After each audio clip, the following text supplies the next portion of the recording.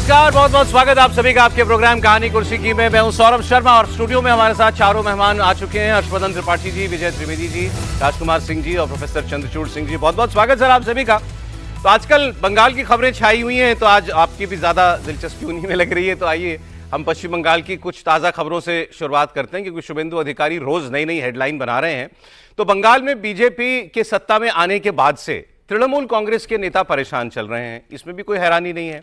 अब अवैध अतिक्रमण के खिलाफ शुभेंदु सरकार ने जो एक बड़ी मुहिम चलाई हुई थी, अभी तक इसमें इंक्रोचमेंट के दायरे में जो लोग थे, आरोपी थे, उनके ऊपर कार्रवाई चल रही थी। अब सीधे सीधे ममता बनर्जी के भतीजे अभिषेक बनर्जी वो टारगेट पर हैं। कोलकाता नगर निगम ने अभिषेक बनर्जी के 17 मकानों को नोटिस जारी किया है। इसमें अभिषेक बनर्जी से अपने घर में हुए निर्माण कार्य के बिल्डिंग प्लान, उसमें बदलाव के बारे में जो भी कुछ दस्तावेज हैं वो देने के लिए कहा गया है और उनको 7 दिन का टाइम दिया गया है। कहा गया है कि अगर वो 7 दिन में जवाब दे दें, संतोषजनक जवाब दे, अगर नहीं दिया गया तो फिर उनके मकान पर बुलडोजर एक्शन हो सकता है। आप सोचिए, कोई इमेजिन कर सकता था कि अभिषेक बनर्जी की संपत्ति पर बुलडोजर चलाने की बात भी कोई करेगा? अभिषेक बनर्जी के जिन घरों को, मकानों को नोटिस दिया गया है, उसमें हरीश मुखर्जी मार्ग पर उनका शांति निकेतन और काली घाट मार्ग वाला मकान ये शामिल है। खासतौर पर इन दोनों प्रॉपर्टीज पर कोलकाता नगर निगम ने कुछ नोटिस जाकर के चिपका भी दिए हैं। इनमें शांति निकेतन का बंगला अभिषेक बनर्जी के नाम पर है, जबकि काली घाट में बना हुआ मकान उनकी माताजी के नाम पर है। शुभेंदु अधिकारी सार्वजनिक तौर पर यह कह चुके हैं कि अभिषेक बनर्जी की 24 प्रॉपर्टी हैं। ये तो उन्होंने रैली में बोल दिया था। ये जांच के घेरे में है और उन पर कार्रवाई हो सकती है। अभी आजकल कुछ वैसे ही अनौपचारिक लिस्ट भी घूम रही है, जिसमें उनके नाम पर कोई 40, 42, 43 प्रॉपर्टीज भी दिखाई जा रही हैं, लेकिन इनका कोई सत्यापन नहीं हो पाया है। लेकिन अभिषेक बनर्जी के 2 घरों को तो कम से कम नोटिस दे दिया गया है। उसकी तस्वीर इस वक्त आप देख रहे हैं। तो इस पर हम लोग बात करेंगे कि ये वेंडेटा पॉलिटिक्स है या जायज है जो भी कार्रवाई हो रही है। हमारे संवाददाता पवन नारा वो कोलकाता में ही है, और अभिषेक बनर्जी जिस घर में रहते हैं वहां नोटिस क्यों दिया गया, अभिषेक बनर्जी की दूसरी प्रॉपर्टी रडार पर क्यों है, वो आपको ग्राउंड रिपोर्ट से समझाएंगे। इस वक्त हम हरीश मुखर्जी रोड पर 188A पर मौजूद हैं। ये अभिषेक बनर्जी का घर है, जहां कोलकाता पुलिस अभी भी तैनात है। ऊपर देखेंगे तो 4 फ्लोर का घर है, और जो नोटिस दिया गया है उसमें कहा गया है कि इसमें अवैध निर्माण गया है, और लिफ्ट के अलावा जो बाकी अवैध निर्माण है उसका बिल्डिंग प्लान सैंक्शन किया जाए। लीप्स एंड बाउंस वो कंपनी है जिसको अभिषेक बनर्जी ओन करते हैं। इसके अलावा अभिषेक बनर्जी की मां के नाम लता बनर्जी जी के नाम भी एक फ्लैट है या प्रॉपर्टी है, उसको भी नोटिस दिया गया है, और उनके पिताजी के नाम पर जो प्रॉपर्टी है उसको भी नोटिस दिया गया है। इस वक्त हम कोलकाता के कालीघाट रोड पर मौजूद हैं, और यहां भी अभिषेक बनर्जी की कंपनी लीप्स एंड बाउंस की 2 प्रॉपर्टीज हैं। मेरे पीछे जो आप ये प्रॉपर्टी देख रहे हैं, ये 5 मंजिला प्रॉपर्टी है, जिसके ग्राउंड फ्लोर पर आपको अभिषेक हार्डवेयर दिखाई देगा। हालांकि अभी स्पष्ट नहीं है कि अभिषेक हार्डवेयर क्या अभिषेक बनर्जी हैं, ये अभी स्पष्ट नहीं है। लेकिन कोलकाता म्युनिसिपल कॉर्पोरेशन का नोटिस कहता है कि सैंक्शन बिल्डिंग प्लान से ज्यादा का निर्माण किया गया है, और अपने सैंक्शन बिल्डिंग प्लान के साथ सफाई पेश करें कि क्यों न इस निर्माण को तोड़ दिया जाए। और इसके लिए 25 तारीख की मियाद रखी गई है। ये 121 है, जिस पर आपको ऑल इंडिया तृणमूल कांग्रेस का बोर्ड भी दिखाई देगा। यहां अभी भी कोलकाता पुलिस के जवान तैनात हैं, उनकी गाड़ियां खड़ी हैं। जैसे ही आप आगे जाएंगे, जो अगली बिल्डिंग है वो 119 है। 119 और 121 अगल बगल की बिल्डिंग है, और इन दोनों बिल्डिंग को भी नोटिस दिया गया है। उस बिल्डिंग में आप देखेंगे तो नीचे आपको दुकानें दिखाई देंगी, लेकिन ऊपर का स्ट्रक्चर अलग है, और वो सैंक्शन प्लान से ज्यादा बनाया गया एक फ्लोर स्पष्ट तौर पर दिखाई दे रहा है। अभी जो आपने एक नाम सुना, कंपनी का नाम अभी पवन की रिपोर्ट में लीप्स एंड बाउंड्स, यही नाम लिया था शुभेंदु अधिकारी ने अपनी रैली के अंदर भी, कि ये अभिषेक बनर्जी की कंपनी है, इस कंपनी के नाम पर कई सारी प्रॉपर्टीज हैं। ये घर आपको अभिषेक बनर्जी का जो है वो दिखाई दे रहा है। अभी इंटरेस्टिंग बात यह है कि अभी सरकार तो बदल गई, लेकिन मेयर कोलकाता का वो अभी भी टीएमसी का है, और वो कोई छोटा मोटा नेता भी नहीं है, फिरहाद हकीम है। और इस बीजेपी की सुनामी में ममता बनर्जी हार गई, फिरहाद हकीम अपनी सीट बचा ले गए। तो उनसे पूछा गया, साहब ये नोटिस जारी कर गए हैं, अब आप जब अगर मान लें बुलडोजर चलेगा, या अभी भी जो नोटिस गया है नगर निगम की तरफ से गया है, तो वो मेयर है उसके ऊपर बैठा हुआ। अब फिरहाद हकीम मेयर रहते क्या ये दिन देखने पड़ेंगे कि उनका निगम जो है वो बुलडोजर चलाएगा अभिषेक बनर्जी की प्रॉपर्टी के ऊपर? तो फिरहाद हकीम से पूछा गया, साहब नोटिस गए हैं नगर निगम की तरफ से, आपको क्या मालूम है इसके बारे में? सुनते हैं जवाब। तो दादा आपके रहते दादा किस प्रकार से नोटिस हुआ, आपको पता नहीं चल रहा है दादा? तो हम हर नोटिस हमको क्या बोल क्या करेगा? आपकी पार्टी के राष्ट्रीय महासचिव को कहा जा रहा है कि वो अवैध घर में रहते हैं। आपकी पार्टी के राष्ट्रीय महासचिव कहा जा रहा है कि वो अवैध घर में रहते हैं, और कोलकाता के मेयर बोल रहे हैं मुझे पता नहीं है। पता नहीं है। अब ये तो अभिषेक बनर्जी से ज्यादा टॉर्चर फिरहाद हकीम पर हो गया त्रिपाठी जी, मेयर। सबसे पहले तो ये देखिए, लोकतंत्र से खूबसूरत कुछ नहीं है, और जनता के वोट के ताकत जो है, जो अधिकार उसको मिला है, कितना सुंदर है। वो रिपोर्टर कितनी मतलब फोर्स के साथ ये सवाल कर रहा है कोलकाता की सड़कों पर, जिसको बाहुबली, अपराधी, बहुत बड़ा मतलब क्या क्या वो बोलने वाला फिरहाद हकीम, और उससे पूछा आपके रहते, मतलब ये दो शब्द ऐसे हैं ना कि पूरा डिस्क्राइब कर देते हैं कि बंगाल में 15 वर्षों से क्या हो रहा था और अब अचानक आपके वोट ने क्या कर दिया। लेकिन अब सवाल तो इससे आगे का है। शुभेंदु ने तो सही जगह नब्ज पकड़ ली। किसी भी तंत्र को ध्वस्त करने का सबसे आसान रास्ता और सबसे एक तरह से कहें कि अच्छा रास्ता क्या होता है कि उसकी फंडिंग, उसका जो करंट अकाउंट, सेविंग नहीं, करंट अकाउंट, तो करंट अकाउंट पर उन्होंने हाथ डाल दिया है। तो अगर करंट अकाउंट पर हाथ डाल दिया तो इसको अगर वो कर पाए तो यकीन मानिए इससे बड़ी चोट नहीं हो सकती। अब इसके आगे का सवाल है, क्या ये जो नोटिस है जिसको फिरहाद हकीम कह रहे हैं कि अब किसी ने कर दिया तो हम क्या करें?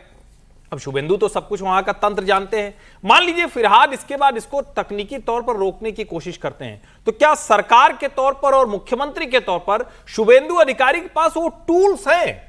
तीसरा, क्या इसकी लीगल तैयारी पूरी कर ली है? क्योंकि प्रॉपर्टी एक नहीं है। और मैं आपको बताऊं, मैं तो 2 वर्ष हो गया शायद गया था, तो मैं काली माता का दर्शन किया। उसका जिन सज्जन के साथ था तो उनके साथ गुजर रहे थे, तो उन्होंने कहा देखिए ये ममता जी, छोटा सा घर लग रहा था कि अभी गांव में जो कच्चा वाला है वही वाला रह गया है। कहे और जितनी आप बहुमंजिली इमारत देख रहे हैं, बिना अभिषेक बनर्जी के हाथ के यहां हाथ नहीं रखा जा सकता है। अच्छा, यानी कोई भी ऐसा हो तो इतनी प्रॉपर्टी तो जो शुभेंदु बता दे रहे हैं, अभी और क्या कुछ होगा? और क्या सब कुछ इसी तरह के तंत्र से चलता था जिसकी वजह से न बिजनेस बन पाया, न वहां नया उद्योग लग पाया, न लोगों को रोजगार हो पाया, और न शाम के बाद लड़कियों को 8 बजे कहा था ना ममता जी ने, उसके बाद लड़कियां निकलने। तो आप सहमत हैं कि action should start from the top? इससे और कोई रास्ता ही नहीं हो सकता। ठीक है, और कोई, क्योंकि और तो आप करेंगे तो भाई किसी को पकड़ लिए। अच्छा, एक लाइन और बोल दूं, अभी याद आ गया। आपने कहा कि क्या फिरहाद हकीम भी पलट जाएंगे?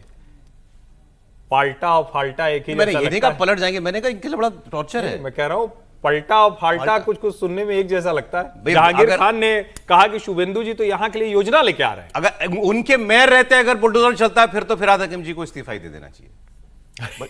और क्या, अगर वो ना रोक पाए इसको तो फिर तो इस्तीफा ही दे देना तो चाहिए। उन्होंने तो आपको मैसेज दे दिया कि भाई कोई मेरी तरफ से थोड़ी जाते हैं सारे नोटिस। नहीं तो वो ये भी कह सकते थे कि नहीं गया नहीं और कैसे है मैं देखूंगा। उन्होंने कहा कि मेरी तरफ से थोड़ी जाते हैं सारे नोटिस, या मुझे जानकारी में नहीं होते। तो ये उन्होंने मैसेज दे दिया। लेकिन फिरहाद हकीम साहब के लिए एक लाइन बोल दूं, फिर आप बात कीजिएगा कि जब ये चुनाव हो रहा था और ममता जी के लिए सीट की बात हुई कि भवानीपुर से वो लड़ेंगी, तब पार्टी ने ये सलाह दी थी कि आप ये जो फिरहाद हकीम की जो सीट है ना उससे लड़िए, वो 100% श्योर सीट है। ममता जी को कहा गया था कि यहां से लड़ हाँ, लीजिए। अच्छा जी। और सही बात हुई, वो तो जीत गए। हाँ, नहीं आप बोलिए सर इस पर। नहीं मैं तो ये कह रहा हूँ कि मतलब वो इसलिए मैंने फिरहाद हकीम का जिक्र इसलिए कर दिया। और फिरहाद हकीम साहब जो वो कह रहे हैं वो मतलब मैसेज तो कुछ दे ही रहे होंगे कि क्या हो रहा है क्या नहीं हो रहा है। ये आपको कोई ओवरड्राइव लग रही है या अभी ठीक नहीं, ओवरड्राइव नहीं, ओवरड्राइव हो सकती होगी, लेकिन मैसेज के लिए मैं तो हमेशा कहता हूं कि जो बड़े लोग हैं उन पर क्यों नहीं कार्रवाई हो, अभिषेक के खिलाफ कार्रवाई हो। मतलब यदि आप पॉलिटिकल वेंडेटा भी कहते हो तब भी बड़े लोगों के खिलाफ कार्रवाई हो तो उसका मैसेज सब जगह जाता है। अब आप छोटे छोटे लोगों को यदि पकड़ के कहीं पर तोड़वा दिया है, कहीं बुलडोजर चलवा दिया, उससे क्या है? वो एक्शन तो कोई भी कर ही लेता है। अभिषेक के खिलाफ करें, लेकिन अभिषेक के खिलाफ अगर करना है तो वो पूरे बंदोबस्त के साथ किया जाए, लीगल तरीके से किया जाए और मजबूत किया जाए। हाँ, मजबूत किया जाए। आज एक्चुअली हाँ नहीं, मैं ये भी कहना चाह रहा हूँ कि ये आप ये समझिए जो हर्षवर्धन जी ने भी कहा कि अभी आपने ही कहा 17 घर, शुभेंदु जी कह रहे हैं 24 घर। हाँ, और प्रतीक जो है तृणमूल का वो ममता बनर्जी की सादगी और वो उजली साड़ी और सफेद चट्टी, तो ये बहुत अंतर्विरोध दिखाता है। और जहां तक सवाल शुभेंदु जी का है तो आए तो वहीं से हैं, तो सारे नब्जों का और सारे जो समस्याएं जो सारी हैं वो सब पता तो शुभेंदु जी को है ही है। तो इसलिए शुभेंदु जी के द्वारा जितने भी इस प्रकार के कदम उठाए जाएंगे, दरअसल वो पुरानी जो व्यवस्था है उसको बिल्कुल साफ करके स्वच्छ करके एक नई व्यवस्था और बंगाल को एक नई व्यवस्था की आवश्यकता है भी। इसलिए जब तक ऊंचे लोगों पर और जो बड़े लोग सपोजिटली थे उन पर कार्रवाई नहीं होगी तब तक मुझे नहीं लगता कि बंगाल में जो परिवर्तन, जो व्यवहारिक परिवर्तन की आवश्यकता थी और जो है जिसका जनमत भी जो जनता ने दिया भी, जिसका जनाधार दिया है, ठीक है, वो तब तक पूरा भी नहीं होगा। एक्चुअली बहुत सारे फैसले ले रहे हैं शुभेंदु अधिकारी। सारी प्रॉपर्टी का शुभेंदु जी को तो पता ही है सर। पता होना चाहिए उनको। उनकी सबसे बड़ी यूएसपी यही है सर, क्योंकि कई सारे इसीलिए तो खबरें हैं उसको बंगाल बनाया की, गया। तो आप सब इन पर भी रिएक्ट करना चाहें तो आगे जोड़ के कर लीजिएगा। अब शुभेंदु सरकार का एक और बड़ा फैसला, और इसमें थोड़ी हैरानी भी होगी आपको, भारत की सुरक्षा के लिए और सामरिक दृष्टि से बहुत महत्वपूर्ण, बल्कि अति संवेदनशील और महत्वपूर्ण सिलीगुड़ी कॉरिडोर, जो कि जिसको हम चिकन नेक भी कहते हैं, जो एक तरफ नेपाल का बॉर्डर लगता है, भूटान का भी बॉर्डर लगता है और बांग्लादेश का बॉर्डर लगता है, और वो इतना संकरा है कि एक जगह पे जाके शायद 23 किलोमीटर चौड़ा केवल 23 किलोमीटर। ये आपको इसमें दिखाई देगा, वो चिकन नेक कॉरिडोर। इसको लेकर वक्त वक्त पर हमारा सिक्योरिटी एस्टैब्लिशमेंट कई बार चिंता भी जताता रहता है। अब इसकी 120 एकड़ भूमि वो पश्चिम बंगाल की सरकार ने केंद्र सरकार को सौंपी है, एनएचएआई को दी है, बेसिकली नेशनल हाईवे अथॉरिटी को दी है। सिलीगुड़ी कॉरिडोर को भारत का चिकन्स नेक कहा जाता है, उसकी गर्दन की तरह पतला है ये। शुभेंदु अधिकारी खुद सिलीगुड़ी पहुंचे हुए हैं और वो इस जमीन के कागज बीएसएफ को देंगे। सिलीगुड़ी कॉरिडोर केंद्र सरकार को सौंपा जा रहा है। इस जमीन की डिमांड केंद्र सरकार बहुत वक्त से कर रहा था, लेकिन ममता बनर्जी ने इसको भी संघीय मामला बताकर के इसको टालती रही। वो मैंने पढ़ा शायद 1 साल से ज्यादा वक्त तो हो ही गया था कागज इधर उधर होते हुए। केंद्र सरकार इस जमीन पर हाईवे और रेल नेटवर्क को मजबूत करना चाहती है, जिससे नॉर्थ ईस्ट के राज्यों की कनेक्टिविटी बाकी भारत के साथ और बेहतर हो जाए। साथ ही हमारी जो सेना है उसका मूवमेंट भी वो भी यहां पर सुगम किया जा सके। ये चिकन्स नेक नेपाल और बांग्लादेश के इंटरनेशनल बॉर्डर से छूती है और इसकी लंबाई कुल 60 किलोमीटर है। इस चिकन नेक से इंडिया के उत्तर पूर्व के 7 राज्य अरुणाचल, असम, मणिपुर, मेघालय, मिजोरम, नागालैंड, त्रिपुरा ये जुड़ते हैं और सिक्किम जाने का रास्ता भी यहीं से गुजरता है। नॉर्थ ईस्ट इंडिया में जाने के लिए रोड के अलावा रेल लाइन भी यहां पर मौजूद है। अब आप सोचिए कि यह जमीन क्या केंद्र सरकार के पास नहीं चली जानी चाहिए थी बहुत पहले? इसकी जो भी इसका महत्व है सामरिक दृष्टि से, तो उस लिहाज से इसका जिम्मेदार कौन होना चाहिए था? इसका गार्जियन कौन होना चाहिए? भारत सरकार होनी चाहिए। भारत सरकार फिर उसके बाद सुरक्षा की दृष्टि से जो भी सेनाओं को करना है वो करने के लिए उनको पूरी अनुमति दे, छूट दे। लेकिन यह काम भी अटका रहा सालों से। इस काम को भी संघीय ढांचा है, ये तो हमारा अधिकार क्षेत्र में आता है, तो ये नहीं किया जा सकता, इसको भी टाला जाता रहा है। सर, इस पर क्या कहेंगे? देखिए, बड़ी दुर्भाग्यपूर्ण स्थिति है कि सत्ता राजनीति किस तरह संकीर्णता के साथ काम करती है। पश्चिम बंगाल के लोगों ने आपको पश्चिम बंगाल के हित में और राष्ट्र के व्यापक हित में सरकार चलाने के लिए चुना। 15 साल तक आप लगातार टकराव करते रहे और टकराव के मुद्दे अगर इस तरह के हों कि अब चिकन नेक के लिए जगह नहीं देंगे या बीएसएफ को बॉर्डर की फेंसिंग के लिए, सिक्योरिटी के लिए जगह नहीं देंगे, तो कहीं ना कहीं बताता है कि आपकी सोच बेहद संकीर्ण है और संघवाद के नाम पर आप कहीं ना कहीं राष्ट्रीय हितों के साथ टकराव की भूमिका में रहे। लैंड स्टेट्स का सब्जेक्ट है? नहीं है, बिल्कुल है, लेकिन संघवाद की उसकी भी सीमाएं हैं। संघवाद की जो परिभाषा है वो दोनों राज्य के और केंद्र के हितों के बीच समन्वय के लिए, टकराव के लिए नहीं है। लॉ एंड ऑर्डर भी राज्य का विषय है। यही तो नहीं हो सकता कि आप कुछ भी करने लगेंगे, तो उसकी अपनी सीमाएं हैं। वो सीमाएं आपको अपने राज्य के हितों के रक्षा के लिए अधिकार देती हैं, केंद्र के साथ टकराव के लिए नहीं, या राष्ट्र हित में जरूरी उठाए जाने वाले कदमों में रोड़ा नेशनल इंटरेस्ट में तो राय एक ही हो सकती है। नहीं, संवैधानिक रूप से अगर देखें, संविधान राष्ट्रीय सुरक्षा का जितना प्रश्न है वो केंद्र सरकार को ये अधिकार देता है कि राष्ट्रीय सुरक्षा, सीमाओं की सुरक्षा के लिए केंद्र सरकार जो चाहे वो कर सकती है, बल्कि राज्यों को आदेश भी दे सकती है, अनुदेश भी दे सकती है। जहां तक चिकन नेक का सवाल है, और ये नहीं कहा जाता भारतीय जनता पार्टी की सरकार है, और भारतीय जनता पार्टी की सरकार ने थोड़े कार्य भी किए। आप अगर आप देखें तो एक जो अल्टरनेटिव रूट जिसको आप कालादान नदी के साथ जो वो एक मल्टी मॉडल प्रोजेक्ट है वो वो भी कराने की कोशिश की जा रही ताकि नदियों से और समुद्री मार्ग से किसी तरह से म्यांमार के रास्ते एक दूसरा वो ट्रेड के लिए रूट हो।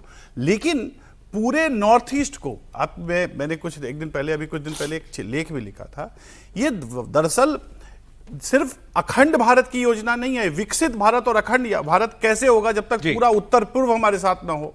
और इसलिए ये बहुत जरूरी है कि ये जो क्षेत्र है, मैं तो मेरी अपनी व्यक्तिगत राय तो ये भी है, हालांकि ये केंद्र सरकार की राय है कि नहीं है, लेकिन ये पूरा जो है सामरिक दृष्टिकोण से इतना महत्वपूर्ण है, इतना महत्वपूर्ण। इसमें चीन भी है, उधर म्यांमार भी है, उधर बांग्लादेश भी है, नेपाल भी है। अगर इसको नहीं केंद्र सरकार के पास इसका नियंत्रण हो तो और किसके पास? खबर आ रही है इस वक्त रायबरेली में राहुल गांधी ने एक विवादित बयान दिया है। राहुल गांधी ने नरेंद्र मोदी और अमित शाह पर यह आपत्तिजनक टिप्पणी की है। उन्होंने प्रधानमंत्री को और देश के गृह मंत्री को गद्दार कहा है। उन्होंने कहा आपके प्रधानमंत्री और गृह मंत्री गद्दार हैं, संविधान बेचने वाले, ये देश के गद्दार हैं। तो राहुल गांधी 2 दिन के दौरे पर उत्तर प्रदेश गए हैं। कल भी उन्होंने रायबरेली में बहुत सी बातें कही थी प्रधानमंत्री को लेकर के। कल भी तू तड़ाक की भाषा का इस्तेमाल उन्होंने किया था कि देश को कह रहे हैं सोना ना खरीदें, विदेश ना जाएं, खुद विदेश चले गए हैं, उल्टी सीधी बातें करता है मोदी, जाने कौन सी दुनिया में रहता है, इस किस्म की टिप्पणी उन्होंने की थी।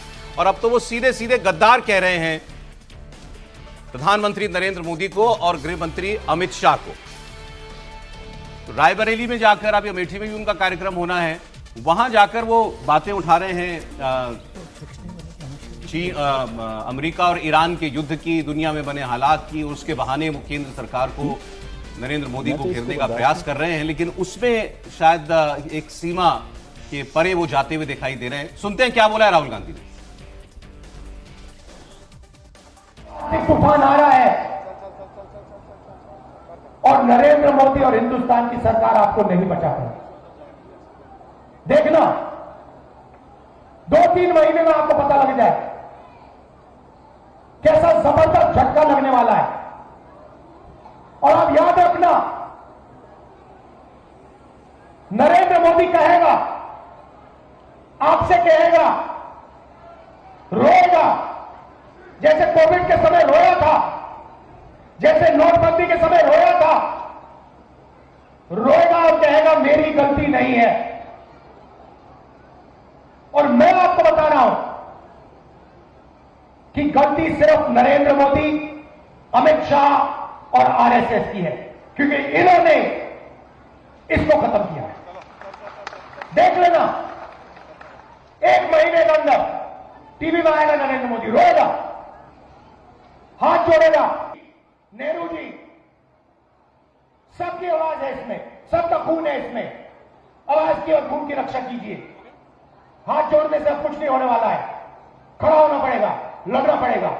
नरेंद्र मोदी की बात करेंगे, अमित शाह की बात करेंगे, उनसे आप सामने उनको कहो कि आपका प्रधानमंत्री गद्दार है, आपका होम मिनिस्टर गद्दार है, आपका संगठन गद्दार है, आपने हिंदुस्तान को बेचने का काम किया है, आपने हमारे संगठन, आपने हमारे संविधान पर आक्रमण किया है, आपने अंबेडकर जी पर आक्रमण किया है। अब राहुल गांधी जी किस कॉन्टेक्स्ट में कह रहे हैं? कॉन्टेक्स्ट उनका यही है कि युद्ध चल रहा है और वहां से आने वाला तेल बंद हो गया है और प्रधानमंत्री आपका जो है वो देश को संभाल नहीं पा रहा है। लेकिन आज जो जहां वो चले गए कि आएगा आपका प्रधानमंत्री, रोएगा आपके सामने, हाथ जोड़ेगा, कहेगा मेरी गलती नहीं है लेकिन माफ मत करना, और वो गद्दार है। त्रिपाठी जी, पता नहीं, शायद मतलब मोदी जी कुछ विशेष ग्रह नक्षत्र योग में जन्म लिए हैं धरती पर। मुझे नहीं लगता है कि राहुल जी के रहते हुए नरेंद्र मोदी को किसी तरह की चिंता करने की जरूरत है। वैसे तो बहुत से मोर्चों पर देश को इस वक्त जूझना पड़ रहा है और सरकार की जवाबदेही तय करानी ही चाहिए, लेकिन सरकार की जवाबदेही हम लोग लगातार चर्चा कर रहे हैं और चूंकि तू मैं की बहस नहीं होती तो कई बार लगता है कि लोग गुस्सा ही नहीं रहे हैं। लेकिन गुस्सा किस बात पर होगा? क्या गवर्नमेंट मैनेजमेंट ठीक नहीं रहा? नंबर 1। क्या सरकार की किसी नीति ने देश को गड़बड़ कर दिया? नंबर 2। क्या सरकार में बैठे कुछ लोग ऐसी नीति बना रहे हैं कि वो कुछ ऐसा काम कर ले, देश का हित हो रहा है, उनका अपना निजी हित हो रहा है? इन तीनों पैमानों पर गड़बड़ नहीं दिखती। फिर राहुल गांधी सामने दिखते हैं जो हर दूसरे चौथे economy is dead. Raghuram Rajan के साथ राजस्थान में गांव की छत पर बैठकर रघुराम राजन ने भी मुंह बनाते हुए कहा, चूंकि सेलिब्रिटी गवर्नर रहे हैं, बड़े शानदार व्यक्ति हैं वो, अर्थशास्त्री में कमी नहीं है, लेकिन कैसे सत्ता का लोभ उनको क्या कर देता है कि अर्थशास्त्री भी सब सरकारों की या पार्टियों की या व्यक्ति की भाषा। और उनका 5-5.5% की अगर इकोनॉमिक ग्रोथ हो जाती है तो कमाल होगा। राहुल गांधी ने कहा अच्छा यानी देश बर्बाद हो जाएगा, वो बड़े प्रसन्न हो गए। इकोनॉमिक ग्रोथ 8.3 हो गई। पिछले कम से कम 7-8 सालों से अगर राहुल गांधी का इंटरवल के अनुसार देखें तो लगभग 2-3 महीने के इंटरवल पर वो भारत को बर्बाद कर देते हैं। लगभग 2-3 महीने के इंटरवल पर कहते हैं कि देश खत्म हो गया, गरीब अब रह नहीं पाएगा। और ये भाषा भारत के प्रधानमंत्री के लिए, ये भाषा गृहमंत्री के लिए, ये भाषा जो बोल रहे हैं, ये कोई सामान्य सभा है कि नेता कोई एक दूसरे के ऊपर आक्रमण कर रहे हैं, चुनाव लड़ रहे हैं? इस वक्त तो कोई चुनाव भी नहीं। और मुझे इसीलिए लगता है कि राहुल गांधी, जो कई बार बीच में लगता है कि अच्छा अब ठीक हो जाएंगे, लेकिन राहुल गांधी नेता बनने के लायक हैं ही नहीं जी। इस देश ने उनको जहां बिठा दिया है उनकी योग्यता उतनी है नहीं। राहुल गांधी ये भाषा क्यों बोल रहे हैं, सवाल ये है, ऐसा क्यों बोल रहे हैं? सवाल आपने भी कहा ना भाई, गद्दार और ये तू तड़ाक करना। एक लाइन उनको लग रहा है नरेंद्र मोदी इस वक्त एक कमजोर परिस्थिति में, या नरेंद्र मोदी के सामने संकट, इसमें देश को अभी थोड़ा छोड़िए, देश के सामने क्या संकट, उनको लग रहा है नरेंद्र मोदी कमजोर परिस्थिति में आ गया है, नरेंद्र मोदी के सामने एक बड़ी प्रॉब्लम आ गई है और यहां चोट करो, कैसे लोहा गर्म है चोट करने का, अब यह मौका है चोट करने का। नहीं, उसमें इससे ज्यादा आप समझिए, उनको लगता है कि जब तक ये सब नहीं होगा वो बार बार ये कोशिश करना है। उनको शायद उनके जो सलाहकार हैं, जो 2018 में उनके सलाहकार थे, तब से लेकर अब तक वो समझा रहे हैं कि आप ऐसे करते हो, किसी दिन तो ऐसे आपको गिरफ्तार कर लिया जाएगा, किसी दिन तो आपके खिलाफ कोई मामला ऐसा होगा और उसके आधार पर आप देश की लेकिन देश की जनता, देश का नौजवान, जो भी XYZ मिलेनिया जो भी, वो सब देख रहा है ना भाई, उसको तो सब पता है, ये उनकी हताशा भर है। मैं एक चीज में बोल देता हूं सर, अपना कमेंट दें उससे पहले, मैं क्योंकि उन्होंने ऐसी बात कही और वो तेल वेल की इसकी टिप्पणी में उसी कॉन्टेक्स्ट में कर रहे हैं। एक पत्रकार है, मैं नाम नहीं लूंगा, आप सब समझ जाओगे। एक पत्रकार है, कांग्रेस की बड़ी खबर रखते हैं, आजकल ट्विटर पर बहुत छाए रहते हैं, वो हमारे प्रोग्राम में भी कभी आते थे वो, तो वो जो है उन्होंने 2024 का चुनाव सही प्रेडिक्ट कर दिया था कि इतनी सीटें आएंगी। तो ठीक है, उन्होंने किया था, मैं इसका साक्षी हूँ, गवाह हूं मैं इसका। तो वो अक्सर कांग्रेस के अंदर की खबरें बड़ी लिखते हैं। उन्होंने क्या लिखा है आप जाके देख लेना, आप समझ गए कौन है वो। उन्होंने लिखा, अगर आज नरेंद्र मोदी 20 रुपया भी तेल का दाम बढ़ा दे तो लोग कुछ नहीं कहेंगे, कुछ नहीं कहेंगे वो। ये नरेंद्र मोदी की पॉलिटिकल कैपिटल का असर है कि देश आज अगर कोई कठिन समय आया है और कुछ कठिन वक्त उसको भी, आम आदमी को भी अपने ऊपर लेना पड़ता है, वो शायद ज्यादा उस पर लोड नहीं लेगा, उसका ज्यादा असर वो जो है नहीं मानेगा, नाराज कम से कम जो है वो नहीं होगा। सर नहीं, बिल्कुल आपने ठीक कहा, मित्र हैं हमारे वो भी, उन्होंने ठीक लगा, मैंने पढ़ा है उनको, बात भी होती रहती है, वो ठीक कह रहे हैं। मैं कह रहा हूँ कि एक तो मैं ये जो जुबान होती है इस पर हमेशा ही आपत्ति करता हूँ, ये प्रधानमंत्री को गद्दार कहना, गृह मंत्री को गद्दार कहना। आपने बात ठीक कही कि उनको लगता है कि वो कमज़ोर हैं, कमज़ोर इस दृष्टि से कि अभी देश में बहुत तरह के संकट चल रहे हैं, आर्थिक संकट खास तौर से, और तो कोई बड़ा संकट उस तरह का नहीं है पेट्रोलियम को लेकर और ये सब, उस पर उनको बोलना विपक्ष के नेता के तौर पर ठीक है, बोलना ही चाहिए कि भाई क्या व्यवस्था हो रही है, सरकार क्या कर रही है, नहीं कर रही है, ये सारे सवाल वहाँ खड़े किए जा सकते हैं। लेकिन यदि हिंदुस्तान की मानसिकता को आप समझें, जो आपने पॉलिटिकल कैपिटल की बात की ना, वो ये है कि जब देश संकट में लग रहा हो, देश संकट में है या देश के सामने कोई संकट है, तो उस समय आप देश के साथ खड़े हों, उससे ज़्यादा मजबूती मिलेगी। भले ही मान लीजिए प्रधानमंत्री जी नहीं कर पा रहे और आप प्रधानमंत्री जी के साथ खड़े हो कि भाई ये संकट है, हम साथ खड़े, फिर देखेंगे इस पर कैसे क्या करना है, तो हो सकता है उसका पॉलिटिकल कैपिटल, पॉलिटिकल गेन ज़्यादा मिले। लेकिन इस तरह से करके आप जो लोग नाराज भी होंगे ना प्रधानमंत्री जी के साथ या सरकार के साथ, वो भी इधर खड़े दिखाई देते हैं। फिर ये क्या बात कर रहे हैं, क्या बात कर रहे हो, अभी ऐसा हो रहा है और दुनिया भर में ये हो रहा है और फलाना हो रहा है, दिखाना हो रहा है। और कम से कम हिंदी अंग्रेजी के बहुत सारे लोग, मुझे मित्र लोग ये कहते हैं कि भाई राहुल जी अंग्रेजी वाले लोग हैं, तो वो जो जिसे हम तू तड़ाक की भाषा कहते हैं, वो उनका अंग्रेजी का सोचना और हिंदी में बोलना है, ये एक बड़ी बात है। मतलब कि वो ऐसा बोलते हैं, तू तो समझ में आता है। नहीं, मैं कह रहा हूँ ये उनका लॉजिक की बात बता रहा हूँ मैं कि ऐसा, लेकिन वो नहीं, लेकिन गद्दार तो गद्दार ही है ना, गद्दारी है। मैं गद्दार शब्द पर बहुत आपत्ति करता हूँ, हमेशा ही किया। जैसे पहले वो चौकीदार चोर करके कहा था, और राहुल जी को तो समझना चाहिए वो चौकीदार चोर की चाबी अभी तक हल नहीं हुई, उसका कितना बड़ा नुकसान कांग्रेस सरकार को कांग्रेस पार्टी को उठाना पड़ा है। तो अब ये गद्दार कहकर आप प्रधान, और जो हर जी बार बार कहते हैं कि भाई इनको क्या बोलते हैं आप, कि उनके प्रचार वाले जो होते हैं स्टार प्रचारक में उनका नाम क्यों नहीं रखते राहुल जी ये का? मोदी को मजबूती कर रहे हैं। हाँ, सौरभ मोदी जी, को मैं मजबूत एक करते हैं एनालॉजी इसलिए। आपको दे दूं, बस एक सेकंड ही लूंगा। मतलब इमेजिन करिए कि कोई बैलगाड़ी चल रही है, उसके नीचे भी कोई जानवर चल रहा है। अब उस जानवर को अगर ये लगने लगे कि बैलगाड़ी मैं ही चला रहा हूँ, ये केरल में एक छोटी सी जीत हुई होगी और हुई, अच्छी बात है। अब वहां से ये सीधा रायबरेली गए हैं और जिस प्रकार से आक्रामकता से जिन शब्दों का ये प्रयोग कर रहे हैं, मुझे नहीं लगता कि भारतीय राजनीति में इसकी आवश्यकता है और इन शब्दों का कोई उपयोग रह गया है। एक दूसरी बात जो सबसे इंपॉर्टेंट बात है कि कांग्रेस के लिए कहीं ना कहीं कोई घड़ी जो है वो बंद हो गई किसी जमाने में जाकर। 70 की राजनीति और 80 की राजनीति में जो मुद्दे होते थे और जिन मुद्दों पर सरकारें बदल दी जाती थी या सरकारें वापस ले आई जाती थी, आज वो मुद्दे उस प्रकार से पॉलिटिसाइज नहीं होते। आज मोबिलाइजेशन और लामबंदीकरण के तरीके अलग हैं। आज का जो वोटर होता है उसकी जो सूचनाएं हैं, उसकी जो जानकारियां हैं वो अलग होती हैं। ये सिर्फ जो 2000 इनको लग रहा है कि 2024 में जो सीटें आ गई थी, फिर वही संविधान और फिर वही आक्रामक रवैया लगाकर होता है, इनको लग रहा है कि फिर शायद यूपी इनके पास हो जाएगा। मुझे लगता है एक बार सर का कमेंट आ रहा है सर, शॉर्ट कमेंट, फिर ब्रेक लेना पड़ेगा मुझे, आगे कंटिन्यू कर लेंगे। एक तो जो राहुल गांधी ने भाषा इस्तेमाल की है उसको तो कोई स्वीकार कर नहीं सकता। आमतौर पर भी राजनीति में इस तरह की भाषा स्वीकार नहीं होनी चाहिए और एलओपी के मुंह से तो कतई नहीं होनी अभी कांग्रेस ही बोलेंगे, फिर बीजेपी वाले इनको गद्दार कहते हैं। चाहिए। ये बात सही है कि राहुल गांधी अंग्रेजी में सोचते हैं, हिंदी में बोलते हैं, लेकिन उनको 20-22 साल 25 साल से राजनीति में है तो उनको इतनी हिंदी आनी चाहिए। हिंदी हिंदी बढ़िया हेडलाइन की बोलते हैं, राजनीति सब समझ के बोलते जी। और जहां तक सवाल है फर्स्ट पर्सन कि सेकंड मतलब थर्ड पर्सन का रेफरेंस की बात मैं कर जहां रहा हूं। तक सवाल है कि संकट है और उसके लिए कौन जिम्मेदार है, तो मुझे लगता है कि संकट तो वैश्विक है, सबको दिख रहा है। और संकट की जिम्मेदारी का सवाल जब आएगा तो सरकार ही कटघरे में खड़ी दिखाई देगी।